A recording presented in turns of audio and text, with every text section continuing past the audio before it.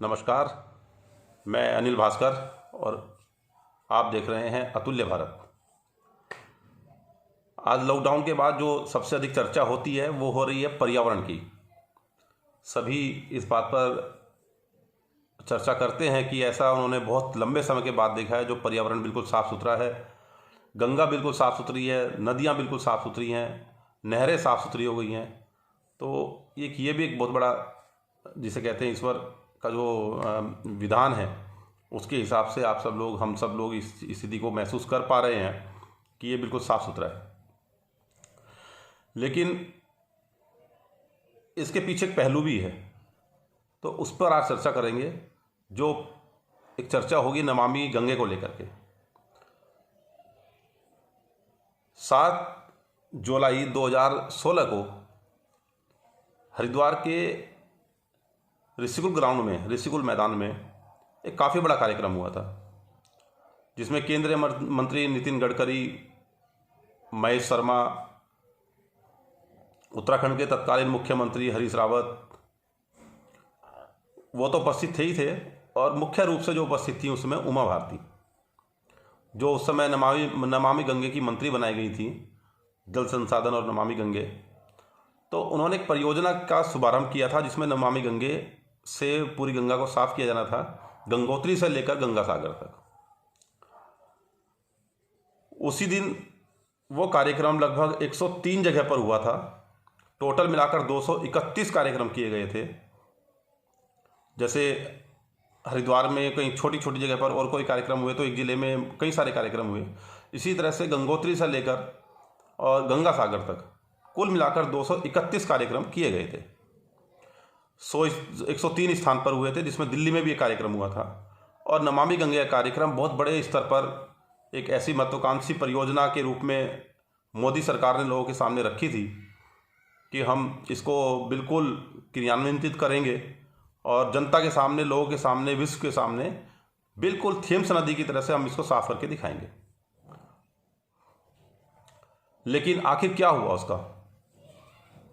आज वो सबके सामने विचार एक बन रहा है कि जिसमें जनता उसमें चर्चा करती है, और व्हाट्सएप, सोशल मीडिया और जगह जगह इस बात पे प्रचार हो रहा है, इस बात का लोग चर्चा कर रहे हैं कि जो करोड़ों रुपए खर्च होने के बावजूद गंगा साफ नहीं हो पाई।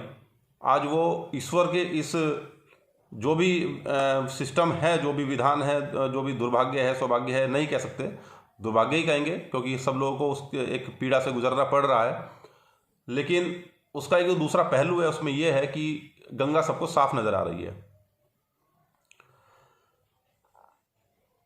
कार्यक्रम जब हुआ था तो उस समय एक विषय पर और ध्यान दिलवाना चाहता हूँ। उमा भारती ने हंसते हुए एक बात कही थी कि 1985 में जो शुरू की गई इस परियोजना पर अभी तक, यानी 2016 तक, कुल लगभग 4,000 करोड़ रुपए खर्च हुए हैं। और हंसते हुए उन्होंने कहा कि 50,000 करोड़ रुपए खर्च नहीं किए गए, वो सिर्फ चर्चा का विषय था। यानी उन्होंने इस बात को स्वीकार किया था कि जब हम राजनीतिक चर्चा करते हैं या सामाजिक रूप से वैसी कोई किसी बात को हम आगे फ्लोट करते हैं कई बार उसका लाभ लेने के लिए, तो हम उसको कुछ भी बोल के कर देते हैं। उसका वीडियो मेरे पास अवेलेबल है। लेकिन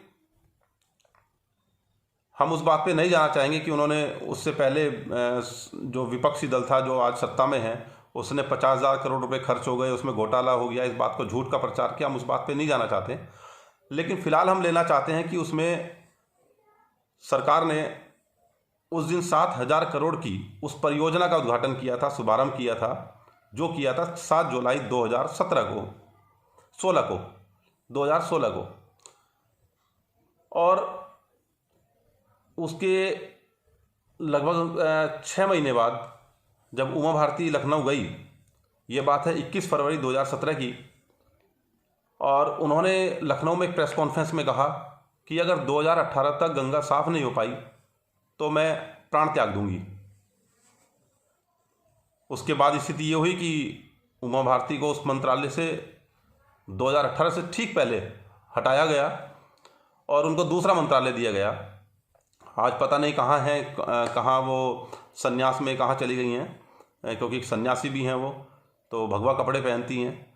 लेकिन ना तो उन्होंने प्राण त्यागे हैं और ना ही गंगा साफ नमामि गंगे से या सरकारी मेहनत से हो पाई है।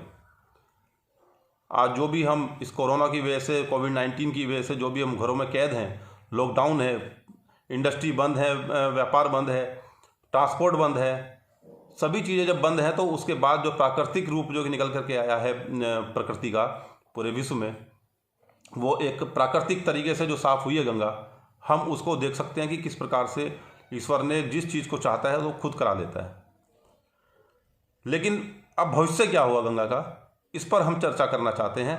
और ये आपको भी चर्चा करनी चाहिए कि जो काम इतने लंबे समय में कोई भी सरकार हो नहीं कर पाई है, और उसके बाद भी स्थिति ये हुई है कि जो 1985 से 2016 तक लगभग 4,000 करोड़ रुपए खर्च हुआ, और 2016 से और 2019 तक जो 7,000 करोड़ रुपए खर्च हुआ है या नहीं हुआ है, और हुआ है तो कितना हुआ है, कितना काम हुआ है, और कितना काम जो नहीं हो पाया क्यों नहीं हो पाया है, जबकि उसका जो लक्ष्य रखा था केंद्र सरकार ने, जो मोदी सरकार जब 2014 में आई थी, तो उन्होंने जब उसका लक्ष्य रखा था वो 2018 रखा था कि हम 2018 तक गंगा को साफ कर देंगे।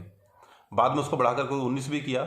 लेकिन आज भी सरकारी स्तर पर और जो व्यवहारिक स्तर है, जब आप लॉकडाउन से बाहर जाएंगे, कोरोना से निपट करके हम जब बाहर निकलेंगे, जब सभी व्यापार शुरू हो जाएंगे, और जब पूरा एक जो हमारी उद्योग हैं वो शुरू हो जाएंगे, जब ट्रांसपोर्ट शुरू हो जाएगा, जब लोगों का उसमें स्नान करना दोबारा शुरू हो जाएगा, तो हम उसको किस प्रकार से दोबारा से पाएंगे।